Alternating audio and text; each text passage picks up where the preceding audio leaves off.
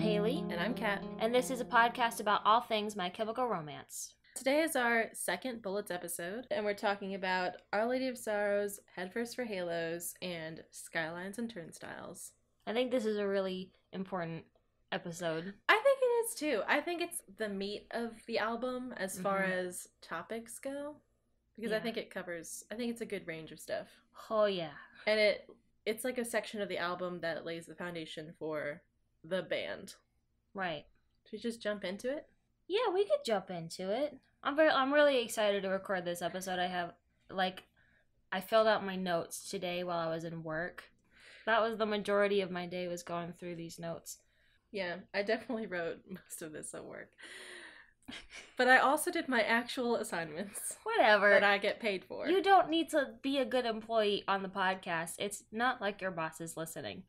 Unless they are. Unless they are. They might be. Is your boss a My Chem fan? No, but she does follow my Instagram. I mean, it's not on my Instagram, my main Instagram, but it's possible. Sure. It's unlikely, but possible. She probably wouldn't have gotten this, 3 episodes in, so I think we're good. No, I think we're all right. We're solid. So, Our Lady of Sorrows. This is the 5th track of the album. It's obviously named after Our Lady of Sorrows, which is a figure in Catholicism.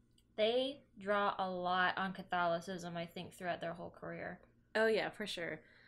One of the first things they latch onto as far as religion goes, I think, is this song. And the title of the song, Our Lady of Sorrows. Because they use the Lady of Sorrows in their band image a lot at this time. Like, it's on merch. Frank gets a tattoo of it. Yeah.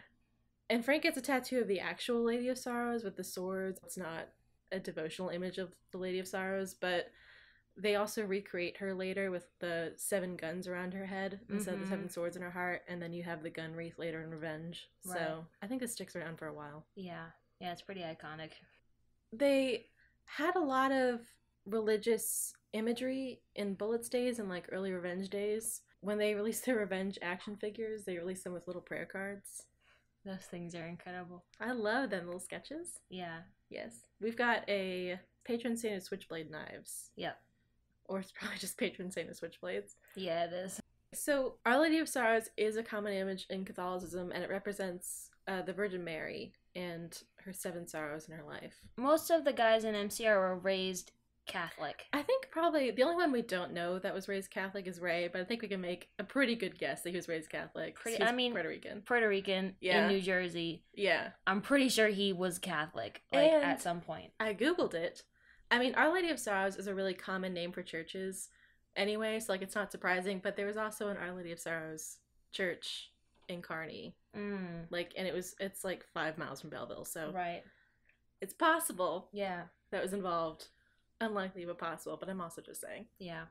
I think that religion also, even though they may have grown away from it or apart from it, the teachings of Catholicism really stuck with them, and the guilt aspect of it. I think images like Our Lady of Sorrows, because it's a woman, she's usually holding her heart, she's got these 7, long swords stabbed into her, and she's usually bleeding. And that's a really common image. It's not like you have to search Catholicism to find that. That's everywhere. And also the image of Jesus on the cross and the stab in his side. He's also usually bloody and emaciated. It's kind of weird, right? That they're really violent images. It's really dark. It's really dark. It's really morbid. And it's really common. And those are the things you see the most. So I'll tell a story. Tell me a story. I'm pretty sure I've already told you this story, but when I went to my first Frank concert in Massachusetts in 2015, Frank was kind enough to stay after the concert and meet everyone that stayed after. I mean, he came out maybe half an hour after the concert ended, or maybe an hour, and he stayed out there for about 2 hours, just sitting on the steps in the venue. And everyone would either go up and, stand in front of him and talk to him and have him sign stuff, or they'd sit down next to him and just have a chat. And I went up and had a conversation with him, and I sat next to him and we were just talking, and I told him I was a music student and being a music student kind of takes the joy out of music for you, because you're so immersed in it, and it's like if you give a kid like an instrument and you're like, all right, now you have to take lessons, they're like, oh, that was in the book, I don't want to do that anymore. It's the same kind of thing, like you're in music school and they're like, all right, here's all this theory, yeah, and here's all this music history about Baroque and classical and have fun, Renaissance, and you get kind of sick of it after a while, and you're like, I'm all set, I'm good. Yeah. But I told him that when his album came out in my senior year of college, it kind of brought some of that joy back into music for me. And he was like, oh yeah, it's kind of like when you go to Catholic school and then you don't want to be a Catholic anymore. Yeah. when you're in school. I was like, yeah, it's kind of like Catholic school takes all the joy out of being faithful, having faith and being religious, because when you first get into it, it feels good, when you have that faith and that higher being thing, and like on an aesthetic level, like Catholicism is really beautiful. I mean, they've had many years to perfect it, but like everything's gold, there's robes, everything's red and gold and encrusted with jewels sometimes, and like Latin's fun. I don't know. Yeah, but the Catholic Church now is about as far away from Jesus as you can get. Oh man, those are hot takes. I say them, I call them like I see them. Hot takes. But yeah, and we just had that conversation about if you don't want your kid to end up Catholic, send them to Catholic school. Yeah, that is like the cliche. And Frank definitely went to Catholic school. I don't think Gerard or Mikey or Ray did. But I think Gerard obviously like was raised Catholic, started out Catholic, but I think he left that faith in his sort of teenage years, because he had like an event with the death of a family member or something, but he also just didn't connect with it. And I think maybe that might have given him the ability to see it from a more outsider perspective than someone like Frank, who's in Catholic school and is just annoyed by the rituals of it. Yeah. Because I think it's pretty goth to like have a religion where the main thing you look at is a dead or dying dude. Right. Like in a really bad state. He's not doing well. Covered in blood, covered in wounds, hanging from a cross. That is an intense image. That's some goth shit. Yeah, it is. I think the death of the family member that he dealt with, it may have made him struggle with his faith, but I don't think it drove him away from it. I think he's always kind of struggled with it, but I don't think he's ever been really driven completely away from it. I was just taking that from interviews he said where he was like, as a teenager, there's a death in the family, and I had a problem with God for it, and so... Well, yeah, you can have a problem with God and not denounce him completely, I think he just didn't participate for a while, and I don't think he thought about it until he got older. Yeah, I think that happens with a lot of teenagers, and as you enter your early 20s, you just kind of don't think about religion, and then when you get to like quarter life crisis, you're like, oh man, what about God? Yeah. Or like, what about afterlife stuff, or what about death, or what happens when blah blah blah. This is about where he's at right now, is where he's starting to go into his quarter life crisis, where he's struggling with the looming sense of death that every mid-20s person has. I think also that it's a really New Jersey thing to add to the album. They come from Italian Jersey, where Catholicism is everywhere because it's the family groups they hang out with and the social groups they hang out with and churches, schools, etc. It's the Sopranos place. But I think that including that is also a marker of where they come from. Yeah. But also the violence, getting back to like specifically Our Lady of Sorrows, I think the violence of Our Lady of Sorrows is really goes well with the aesthetic of this album and with Revenge, because I think this album and Revenge are about violent love, because the Bonnie and Clyde couple obviously are criminals and violent in some way to people who aren't themselves, but I think they also have to think about romance in relation to each other with violence, because they're Bonnie and Clyde and they're just doomed like that. To not know how to love people efficiently or productively. Efficiently. Productively. I like the use of the word efficiently. To love someone efficiently. They're doomed criminals, man. And I was wrong. Okay. I was like partially wrong last time when I talked about the title. It was from like a short story he had written about gangsters in Chicago. But I had said there wasn't a romance, but I was wrong. There was a romance in it. Mm-hmm. It was in one of his tweets. He said it was about two terrorists in love. Yes, I remember. Yep. And so I think that connects even more with the Bonnie and Clyde duo. Yeah. Because, like, these are the two people in love. Right. And they're pretty fucked up. True. So, the song itself, lyrically, I think it's really strong. Yeah. I used to not like this song a lot. Mm-hmm. I think that happens with a lot of MCR fans for some reason. It either ends up on like their favorite list or they hate this song. Yeah, I just would always skip it because it's one of their shorter songs and it's also a more aggressive song, and I just prefer Vampires or Honey. I prefer their more meandering songs. Right. Which may not technically be written as well, but they're just more fun for me. Right. But I came back to the song because I really like the lyricism. Mm-hmm. Yeah, the lyrics are really strong. I mean, they're a little, like, edgy with a capital E, but... Well, you know what? The inspiration is a woman with 7 swords in her heart, so what are you gonna do? That's valid. That is Catholicism's fault.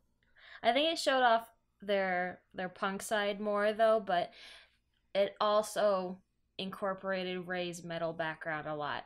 Yeah, this is an all Ray song. Yeah, this is his song. Yeah, I mean, Frank only makes a couple musical contributions on this album, but this is definitely like Ray. I don't even know how to describe it. He likes doing these like fast alternate pickings.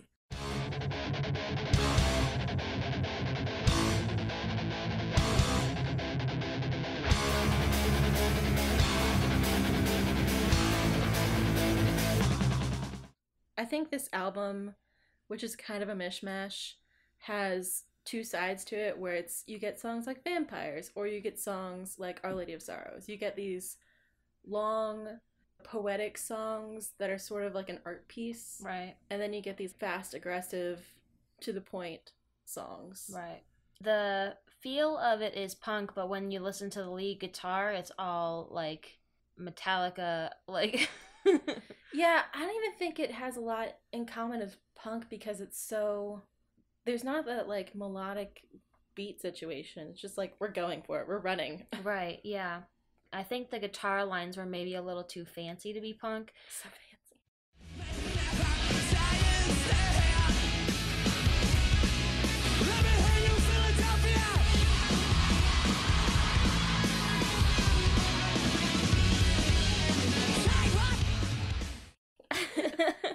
But punks aren't fancy. I mean, it has the attitude anyway. It has attitude. It's like, all right, I'm gonna punch you in the mouth and fuck you. That's like that is the feel of it. Though I do like that the lyrics are, take my hand, never be afraid again. Right. Yeah. I think that goes a lot with the story of the album. This album / Revenge. They're trying to hype each other up to do their last crime or last hurrah, or whatever it is that gets them killed in the end. Right. Or gets her killed in the end. Right. Yeah. So, whose point of view do you think it is from? Is it from the male's point of view or the female's point of view? Is it from a friend's point of view? Is it a lover? I think in terms of the story, it seems more like it's from the dude's point of view. Yeah.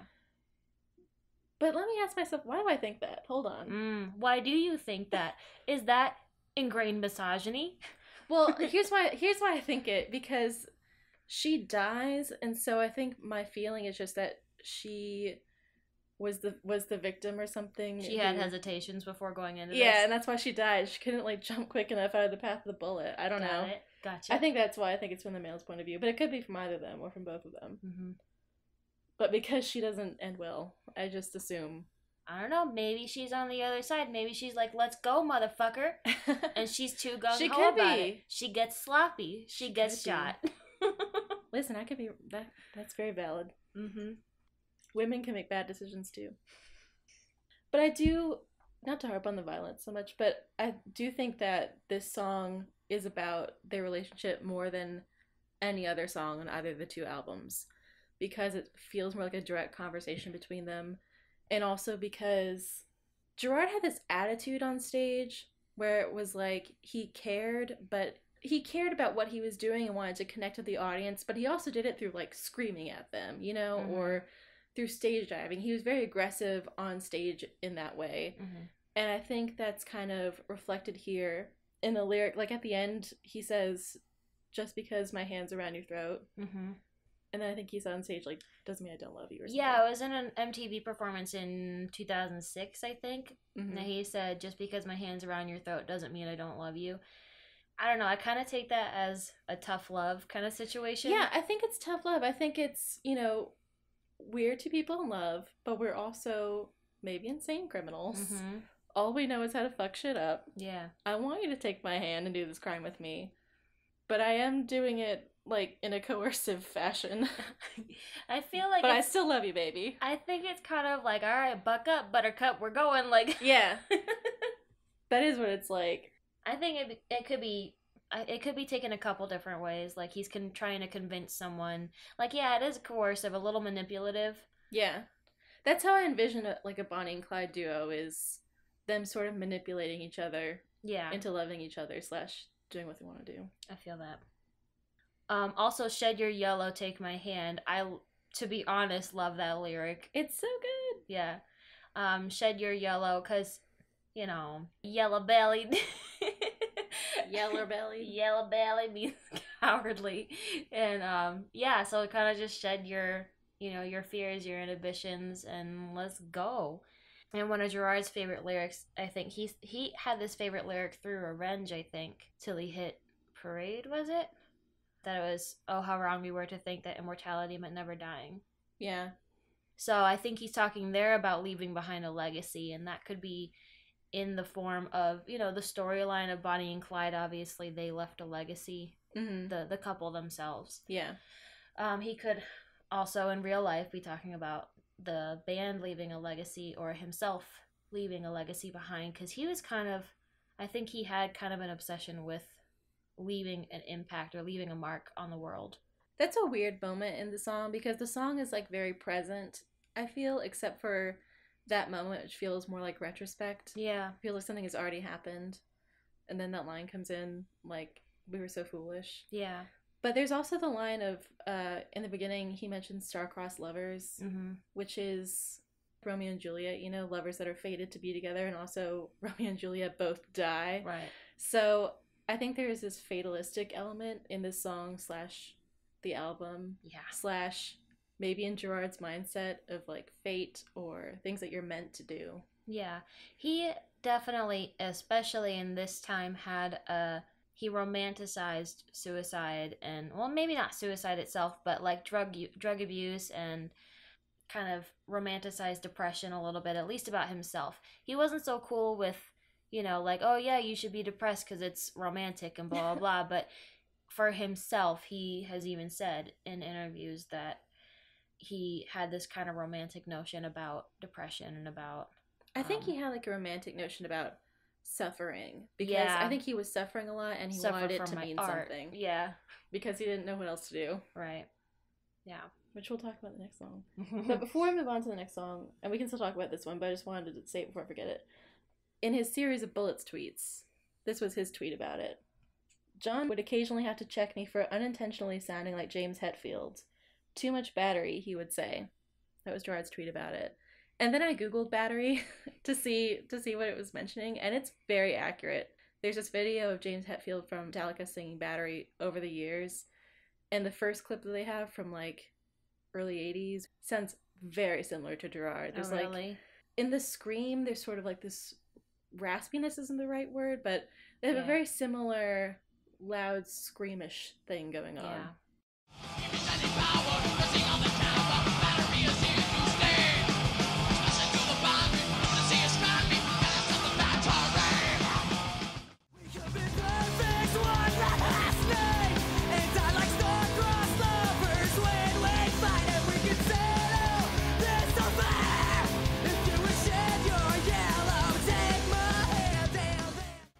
Where was it that he said that he always felt like he had to be turned up to 11, and someone was like, you don't have to do that. That was also, I think it was also Bullet's tweet of Jeff telling him, chill dynamics out. Are a thing. Yeah.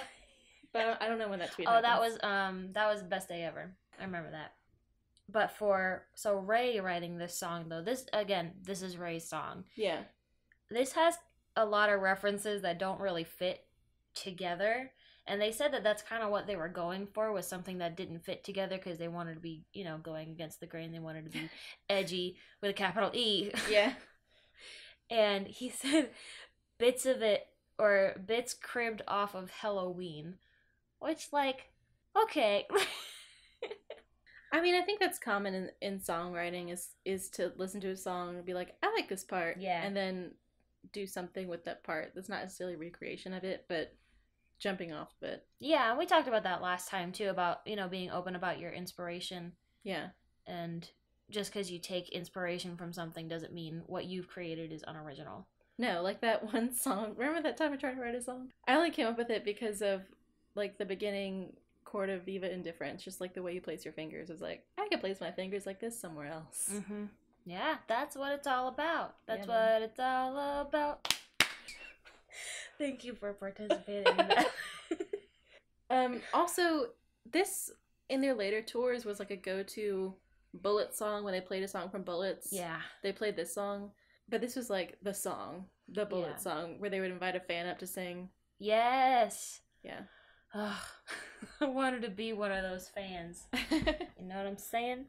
Bob hated doing this song, though. They said in the Black Parade is Dead DVD, remember? He was like, Bob brings a gun with him to show for people who ask for this song. Oh, shit.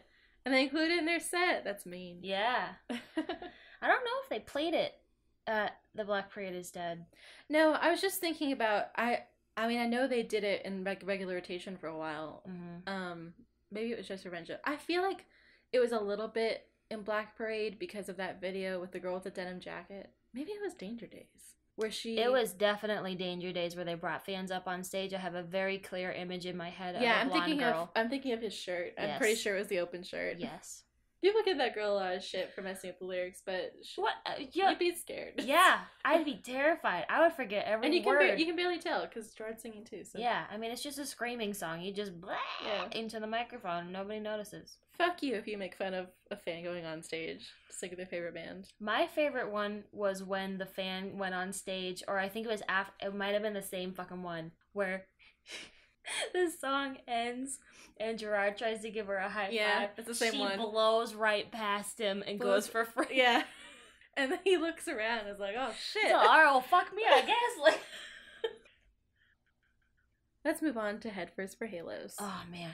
So this song, they have said, was the key to unlocking their revenge sound, that this was the game changer song in the album for them musically. And they've also said that it started out as a joke.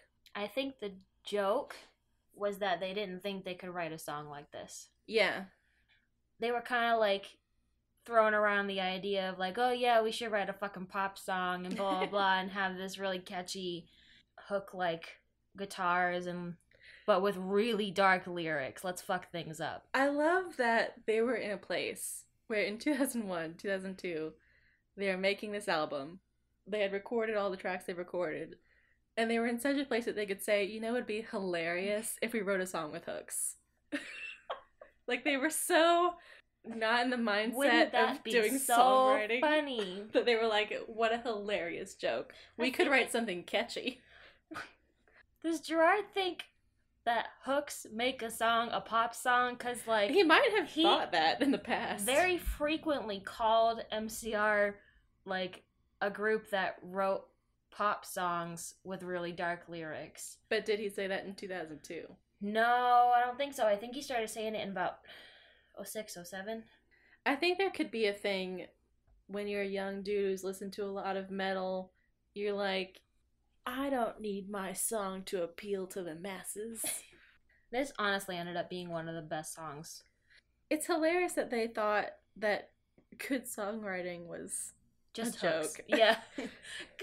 I don't even think they thought good songwriting was a joke. They didn't think it was good. It was just that, like, oh yeah, let's try and write a pop song. Yeah. Or like something that could be played on the radio musically, but lyrically they would never do it. Yeah. Because the lyrics are really dark. Yeah, and I think there was a quote about Gerard saying, I don't know when he said this, I imagine it as more of a revenge quote, of saying that he liked doing songs that were catchier and then had lyrics where they could never be played on the radio. Yes. Yeah, that was This revenge. is definitely one of those. Yeah. He said his Twitter quote about it was that it was, quote, thrash Beatles. Thrash Beatles. And opened up a lot of creative doors.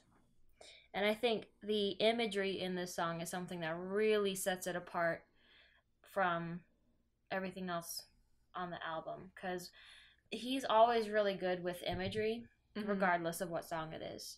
But for this song, even if you just take it out of context, like, I don't even know how well it fits into the storyline of Bonnie and Clyde. I think a lot of the album doesn't, and I think there's the ones that doesn't. Right, yeah, and this one, like, you take it, just out of the album and you listen to the lyrics and you're like, all right, this dude's upset. Like, something's wrong. Like, wow. And, it talks a lot about him taking the uppers and the downers to regulate, to self-regulate his emotions and, his ability to take the uppers to get on stage and then he has to take the downers to chill out when he gets off. I think also it's not that somehow the imagery in this song is like so much better than the other songs, but I think it's delivered in a package to where it just, there's not many lyrics to this song as compared to like Vampires, right, which is so long. So I think before recording this song and this album, he had been approaching lyricism with a poet's mindset, but he had been doing it in a longer, more flowery way. I think this is a song where he learned to like get to the point. I don't know. I think this is just the song where he learned that you can put these hard-hitting phrases into things that a listener can get a lot quicker and maybe sing along with.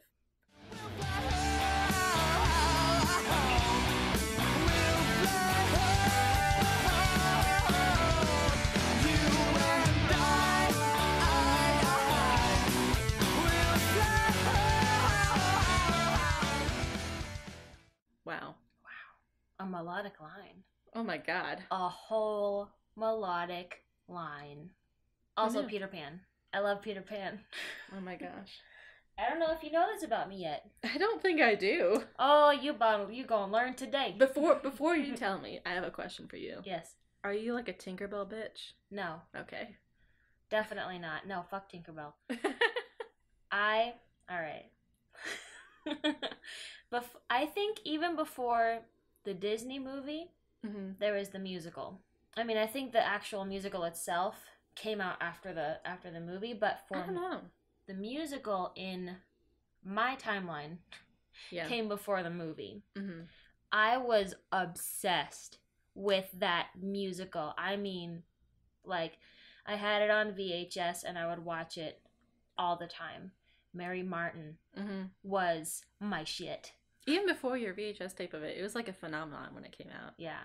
Obviously, this entire song is kind of based off of Peter Pan recognizable phrases. But, think happy thoughts and we'll fly home and... Pixie dust. Pixie dust, yeah. The only thing that's different is, like, when he threw in the fucking Matrix reference where he's, like, the red ones and the blue ones. I don't know. It's not a Matrix reference, but it's the first thing that I think of when I hear red pill and blue pill. Yeah, there is a lot of Peter Pan references in here, and I mean, we know that he was in Peter Pan in school. Yeah. I don't know if this is meant to be a reference to that, but it could also be a reference to maybe the voice of this song is more aware that they're not staying in a state that's like healthy, not a state that won't let them move on. Right, yeah, kind of stagnant. Though also, if you were young and you killed yourself, I guess you would stay young in a Peter Pan sort of fashion. Yeah. Well, I think even, I don't think it's a reference to his brief time as Peter Pan. No. But probably not. I do think that Gerard is kind of a Peter Pan figure. He just kind of has this childlike, I don't know, aura about him that, like, you know, he is, like, in some aspects he's kind of an old soul where he's like, he's just really sad sometimes, but there's other times when he's on stage or when he's with kids or when he's writing comic books or anything like that, you can see he looks like a 15-year-old. Yeah. You know? And he also, I don't know if he got this criticism from people when he was, you know, in his early 20s, but being someone who's really into comic books, who wants to make comic books, who doesn't want to work a 9-to-5, you know, someone who collects Hobbit swords or Lord of the Rings in their bedroom, being someone who plays D&D a lot in the early 2000s, it's not a mainstream approach to adulthood. Yeah. So it's possible he could have gotten some criticism that... Grow up. Yeah. He was staying in a prolonged adolescence. Yeah. I feel that hardcore. I so feel that. A lot of the things that I was into, like, as a teenager and... don't... I'm just saying that it's 2018... I'm 24, you're 25, and we're making a podcast about My Chemical Romance. I know, this is what... This is one of the things. That's what I'm saying. Like, you're still obsessed with that band? Yes, motherfucker! Do we have the action figures in our living room? I don't know. We might. Did we decorate, at the ages of 24 and 25, did we decorate our living room with an MCR flag? And a Frank flag. Yeah, across from each other. We sure as fuck Are they the main pieces of visual art in our living room? Who knows? Yeah. Do I have 2 Frank tattoos and an MCR tattoo? Sure as fuck might, you know. As a teenager and as a young adult now, being into MCR, we get that a lot. We're not cool. No, it's not. I mean, it was very briefly okay to be into MCR. When? I think it's the most okay now because media has moved on in 10 years. And I remember everybody kisses their ass every time they sure do, post like, anything. Kerrang is just all up in there. Kerrang has never let go, and I feel them. But also after MCRX happened and there was that big kerfuffle again where people remembered that this band was a band, there were a few like think pieces about MCR in The Atlantic and NPR, and so suddenly it became, I don't know if it's cool, but it became acceptable. Yeah. To give a shit about them again. Mm-hmm. But also, going back to the suicide aspect of this song. Yep. Gerard at the time, he got worse, you know, after 2001, 2002. But even in the time of recording, he wasn't in the greatest mental state. And he said in a Rolling Stone interview in 2007, "When we started this band, there's a brief amount of time where it felt like you drank gasoline and shit glass, and you were always covered in your own sweat, somebody else's spit or blood or something." And in that same interview, he also described himself in this Bullets era as being touched in the head or feeling like he was touched in the head. So I think he was dealing with a lot of mental illness and hadn't figured out a way to cope because, you know, after 2004, he like found therapy and found a way to deal with his problems that wasn't substance-based or based on trying to be this archetype of some sort of mad singer. But I do think that he probably felt crazy and didn't know what to do about it and always felt terrible. It was like, let's roll these feelings into a catchy song. Well, that's what artists do, you know. Let's roll all these bad feelings into one. Just put it out there on the table. And I think, I don't know, there's also a quote by Frank that when they were touring, I guess on Bullets, maybe Early Revenge, they would both equally joke about suicide. I'm walking around this venue trying to find a pipe to hang myself from. Yeah, I think about that all the time. That's unhealthy. I mean the quote. But yeah, so they had, you know, at least Frank and Gerard were on the wavelength of like, maybe not necessarily making plans to like take their lives tomorrow, but feeling like on the edge of something. Yeah, it's kind of like, well, if this happens, then I'll just do this and it'll be fine. Direct quote. Yeah. And I don't know how, you know, at the time of recording, how pervasive that feeling was throughout the band. I know they all struggled at some point during this band. I think this is sort of like a time capsule song. And I found this interview from punknews.org and I really liked it. Yeah. It's an interview that was done in the back of their van. Oh, yes. And the back of that van. Oh, I love pictures of them in the van anyway. Yeah, it was the one where, like, Gerard is, like, laying on someone and Frank is sitting on the floor and someone's pouring a soda in his ear. Or a beer, sorry. Yeah. Beer in his ear. Yep. It's that one. It trips me up that they looked, you know, it just, like, when you see an interview and you're like, oh, okay, this is from 2003, whatever, blah, blah, blah, I have this image of them in my head. But when they have an actual picture from when the interview was done. Love that. It just makes me so happy. I wish more people would do that. It just Is Frank wearing like a Thrice shirt or something? I don't know. But, alright. So, one of the questions was, what were your inspirations during the beginning guitar and head first for Halos? Mm-hmm. Which is just so... Yeah.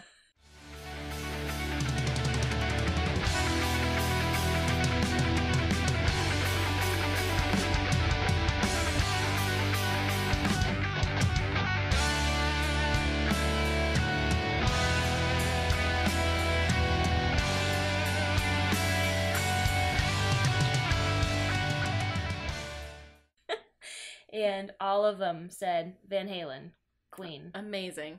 Yeah. And you can definitely hear that. And Ray said Queen was a big one. Ray said we were, quote, fucking zoinked out of our heads when we wrote that song. Hold on, I'm sorry. I know that this is like just Ray talking, but I really need him to elaborate on zoinked and what that means in this context. Probably high. Does it mean high? Does it mean sad? Does it mean tired? Does it... All of the above. Okay. They were all of this when they were recording. He said, it seems like it is really against what everything sounds like on the record. It's really major. Fact. And Gerard said, we wrote it literally on the spot. I mean, that song wrote itself in like 10 minutes, lyrics and everything. We were just joking around, and I was like, this is the catchiest, poppiest, stupidest shit I've ever heard. And I was like, how can I make lyrics out of this? And then I figured a way to do that. At first we were like, no, this is not a My Chemical Romance song, but we just kept fighting until it was. Again, it's so funny to me that they wrote this song, didn't take it seriously, and it is like one of the catchiest and like tightest, strongest songs on the record, I think. It's so funny. I thought My Chemical Romance was about these meandering songs with no hooks and like really fancy metal guitar lines, and I think it's a precursor. They had just no idea. Yeah, this is like a lead into Revenge, where they're like, oh, we can do this. An actual label. This really easily. Yeah, but like it doesn't need to be this hard. No, people can sing with the songs. Yeah, they overthink that kind of stuff a lot in the beginning, I think. Again on Ray's guitar skills, because these past two songs that we're talking about, Ray went ham. Mm-hmm. One of the questions also from the Punk News interview was, how much technical guitar lessons have you had? Your music seems very sophisticated and impressive. They were, I don't know who this interviewer is, but they were on track. Gerard said, well, it's just that we are very sophisticated gentlemen, and our music is very sophisticated. And then he said, he was kidding. He said, no. We just listen to a lot of metal, and Ray is a fucking genius on guitar. That's it. That's what you're hearing. And then Ray was like, aha, a genius? I like that you're acting this out like you're reading me a bedtime story. So Ray took a lot of guitar lessons when he was younger, and he said before that he's thankful that he's able to kind of like stay away from the social aspect of life and stay in his room and play guitar. Yeah. And like play video games and stuff, and that was it. God bless Ray. For real, because we would not be this blessed today had he not done that. Also, in Life on the Murder Scene, Frank says that this is his favorite song to play live. Yeah. As of when that was recorded. Mm-hmm. And also, the first time I ever heard the song was on the Life on the Murder Scene disc, because I didn't have... I mean, I think I first got into MCR with Revenge, but I didn't buy the Revenge CD for some godforsaken reason. I don't know why I didn't own these CDs. It's a mistake. I still don't own it. I just own Life on the Murder Scene. Yeah. But it had a live version of Head First for Halos on it, so that was the first time I ever heard it, and it was one of my favorite tracks. 1, 2, 3, 4, 5, 6, 7, 8. Yeah! 1, 2, 3, 4, 5, 6, 7, 8! Yeah! It's weird when you hear a live version first and you go to the recorded version, you're like, where are all these extra things? Yeah. But yeah, so that was my first introduction for it, and it was definitely one of my favorite songs off of that CD, along with Bury Me in Black. That was the other one. Yo. I had some hardcore taste when I was 11. That was my ringtone for a while, where he says pick up the phone. Oh my god. My ringtone for a very long time was a MIDI version of Desert Song. Oh my god, a MIDI version. Mm-hmm. My dad made it especially for me. That's a lot. No jokes, man. That's heavy. Is there anything else to mention about this song? Well, I do. Okay, it's not technically about the song, mm-hmm. but it does go back to substance abuse and also the Punk News interview, because I found this interview and I've read it before, but I forgot how much I loved it. Mm-hmm. So they took a couple of fan questions from the interwebs. The websites. And one of the fan questions was if they felt that they were doing fans a disservice by performing intoxicated, like if they felt like it was taking anything away from the performance. Now, we all know they weren't at their pinnacle when they were super messed up on stage, right? Yeah, here's my question is, how messed up were they for someone to ask that? They must have seen a bad show or something, because I feel like it's rude. It's hella rude. How do you ask a person that you don't even know? Yeah, and I'm thinking of all the bullet shows I've seen, and they're definitely wild, but there are very few that would be not fun as an audience member. So right. What's going on? And their answer, now I'm a little sketch on their answer. Gerard said... I also wonder if it's secretly their mother asking, but anyway. Oh. Gerard said, "No, I'm almost always sober." Oh no! Gerard, it's okay, honey. It's okay. Oh, that's so unfortunate. Everybody knows. No. And Ray said that Mikey was actually the one that you didn't know if he was drunk or sober most of the time. I'm sure that's true, just because I assume that Mikey is a quiet drunk, but yeah. Gerard, we know that he was drunk. I mean, not necessarily that, totally wasted all the time, but right. We know he was pretty drunk at most shows. He said, no, at most I've had 1 or 2 beers most of the time. That's a fucking lie. I feel like it is a lie, but he continues to defend himself and said that he does not have a drinking problem, so... Oh, no. We're in the denial stage. Oh, that's not good. No. So we're heavy on the denial here. Heading for a bad place. Yeah. Oh, boy. Yep. And he said that he went back and forth with that, like, yeah, I have a problem. Yeah, I'm going to take care of it. No, I don't have a problem. Everything's fine. Yeah. Now, maybe I'm a little fucked up. Yeah, I think that's how most things go when you know you're doing something bad. That's sad. Yeah, it is. He gets better, guys. But he gets worse before he gets better. Aww. So the next song is Skylines and Turnstiles, last song of this show. Last song of the show, but the first song Gerard and Otter wrote for this band. Mm-hmm. And we mentioned this in our very first teaser episode, but it was written after he witnessed 9/11. And I guess we'll just go over that story real quick. Yeah. That he was on a ferry from Jersey to New York, commuting to work, and he didn't see the planes hit, because, why would he be looking up? Mm-hmm. But, saw... He saw the buildings go down. Yeah, he saw the buildings go down. He saw the event before that, but just didn't see the moment of impact. But right. Yeah, so he witnessed 9/11 and witnessed the building going down. And was on this ferry with a bunch of other people, some of who I think said they had family in that building. And so he describes it as this emotional A-bomb of feeling everyone's emotions, then also feeling like you're in some sort of surreal situation, like you're watching a movie. Yeah. So he was there for all of that, got back to Jersey, and he had been working in the DC offices as a toy designer, I think, and had tried to pitch a cartoon of his to Cartoon Network.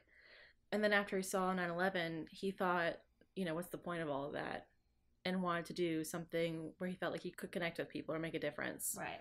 Instead of just doing art for art's sake. And so he thought to start a band. He called Otter. They wrote this song. They called Ray. MCR forms. But this was like the song that kicked it all off. Yeah. So if you're not in the US, or if you're a younger fan, like it's if you're born in like the late 90s or early 2000s or something like that, then you don't know, a world in the US before 9/11. Yeah. Dude, I'm 24 and I barely know. I don't know. I remember it pretty clearly. I mean, not 9/11, but the world before 9/11. Yeah, no. That's what I'm saying. You were 8, my dude. I know, but I remember I had a good, younger childhood. Yeah. Young childhood. I had a good one, and I remember that. Obviously, I don't remember it as well as someone who, say, has been on a plane in 2000. Yeah. I don't know what the airport was like. I don't know, but, it wasn't like it is now. No. But the world just changed, and it changed for us, and we live nowhere near New York, and this dude is living in New Jersey, Right. I mean, it changed the country and the world. Yeah. But I do feel like being in the center of it like that is especially moving somehow. Yeah, for sure. And even just talking to people who have really been through the incident as an adult. Like, I spoke to my mom about it, for instance. Mm-hmm. And even just speaking with her about it, she literally said the country had lost its innocence. Yeah, I think that was like a common thing. Yeah, it was kind of a common... And so, that's a pretty strong point in the lyrics where he said, can we still reclaim our innocence? And mm-hmm. It's kind of, after this event, can we move on from it? Can we recover from it? Will we ever be the same? And the answer is kind of no. No. We were not the same. No. Like after 9/11, there was this big, especially in New York, but there was this big thing of like togetherness, like we are America, no one can bring us down. And then it led us into some weird paths of like weapons of mass destruction and wars that have not yet ended. And it changed the entire landscape of the country in ways that are not necessarily positive. Right. So this song, right off the bat, states the band's mission statement, I feel. Yeah, it does. You're not in this alone. Let me break this awkward silence. Let me go. You're not in this alone. You're not in this alone. I feel like that was the main thing he wanted to accomplish. Connecting with people and making people feel like there was someone else out there. Because he had been doing something like more corporate, something that was more businessy and career oriented, and I think that he thought that wasn't valuable or as valuable as seeing someone looking in their eyes and making them feel an emotion. Right. Yeah. And it calls into question mundane lifestyles of, clocking in and out of work and, It's a Thursday. Sorry. For the Workforce Drowning is just I know an anthem. That song hit me hard, man. I know. When we left that show, you were I like, was like, yeah! Fuck the workplace! Not gonna be a worker slave! What is it? What is the line? It's like, changes. There's something about anchors and desks. I don't know. Yeah. But anyway. Yeah, man. But yeah, because the line immediately after following "You're not in this alone" is "You're not in this alone. Let me break this awkward silence." So I feel like Gerard felt that there was this, don't talk about it. Don't talk about negative feelings or bad things. And I feel like he was like, no, we got to talk about the shit that sucks because shit sucks for everyone. Yeah. Yeah, it's kind of trying to force people to tell it like it is, Like, all right, we can't walk on eggshells around this stuff because it happened, and we can't just be like, delicate about it. Yeah. I think that was a discussion or something to think about in the wake of 9/11 was like, how do you tell your kids about it? Right. How are you going to represent this in history? Because it was both a large historical event, but also a bloody, gory event that involved the tragic deaths of 3,000 people. And this song doesn't shy away from that. It's not gory, but it does represent the physical aspects of like what this tragedy was. You get really vivid imagery of steel corpses. Yeah. And you get the earlier imagery of just regular people clocking into work. And then you get this portrait of disaster painted for you of a sun scorched in black. It's very vivid, and I think that goes towards the mission of wanting to talk about things that matter and talk about them plainly. Because he could have made an abstract song.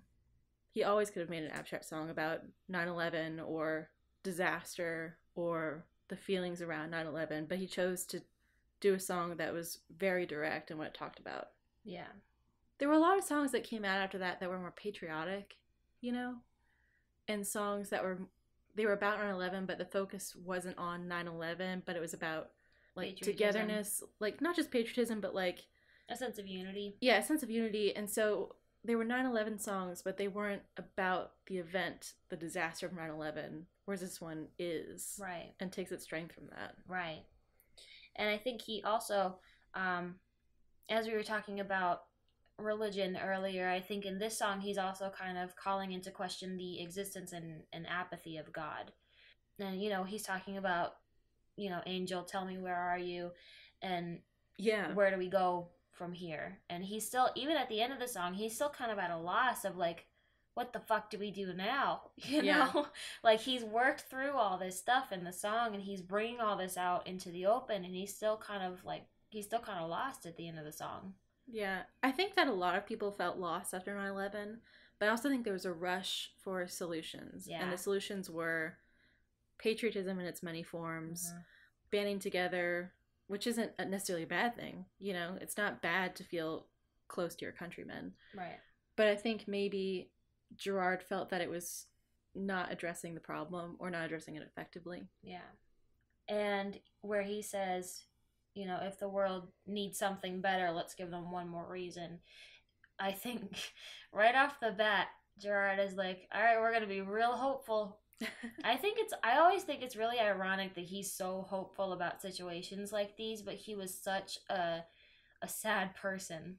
I don't know if he's inherently hopeful, but I do think he's always looking for hope. Yeah. For the most part. Yeah. I think there are times when that isn't true.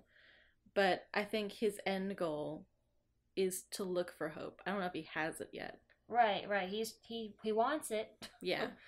And he, to get a little nerdy with this. Go on.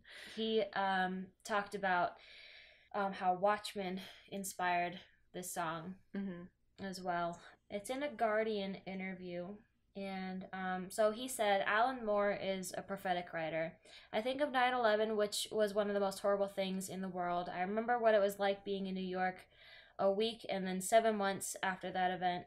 People finally got along with each other and respected each other more. That only lasted about a year, but it was like seeing what he had written come to life in a very sick way.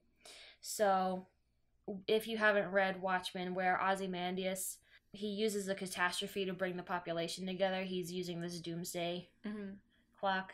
It was written in the 80s with the threat of Russian, and that's ironic. Yeah.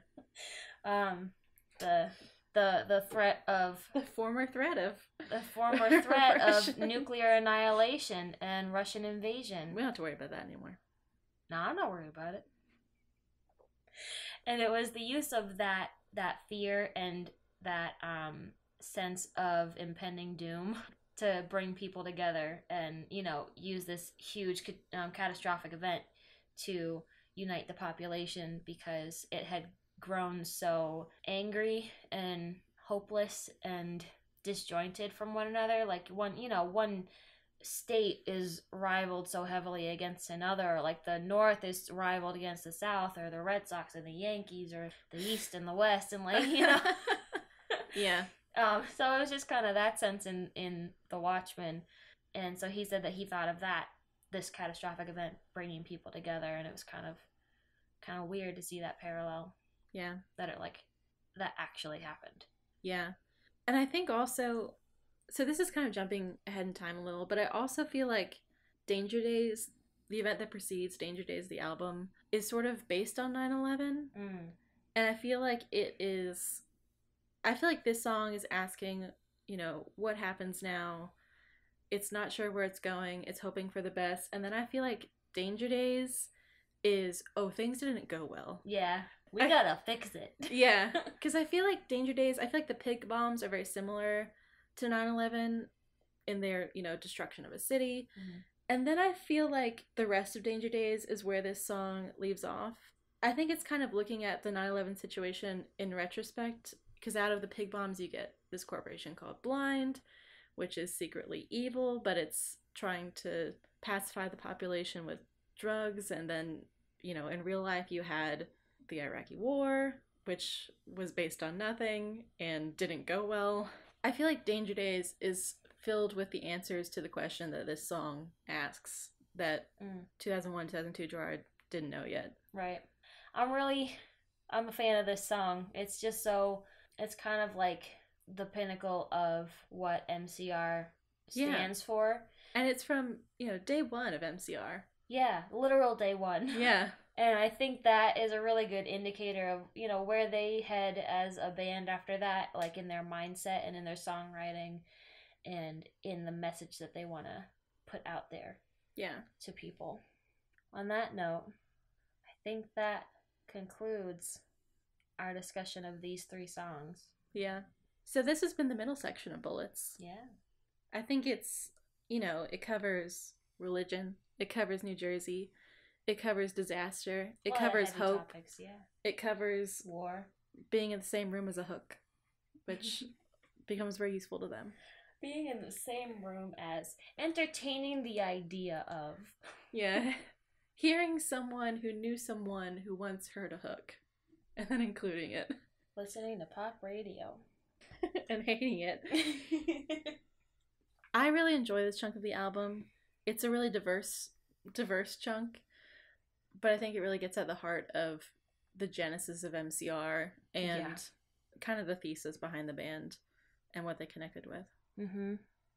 That's all I gotta say about it. So, if you want to find us on the socials, on social medias, on Twitter and Instagram, we are at Chemical Fancast. If you want to like us on Facebook, it's My Chemical Fancast. You can also find us, I don't know where you're listening to us now, but we're on SoundCloud, we're on Spotify, we're on iTunes. Mm-hmm. You know, we're wherever you get your podcasts. And you can also add us to whatever app you have with our RSS feed. But more importantly, if you have iTunes, give us 5 stars. You don't have to give us 5 stars. Just give us a review and be honest. Give us a review, but listen, reviews help. So if you like us and you want other people to listen to us, giving us a review will help make that happen. Yes. If you have questions or anything you want to talk to us about, you can always message us on Instagram or Twitter, or you can message us at mychemicalfancast@gmail.com. I think the kids call that email. You know what? I'm sorry, I'm sassy. I'm old. All right, so that's all for today. So, I'm Haley. And I'm Kat. And this is My Chemical Fancast. Peace out.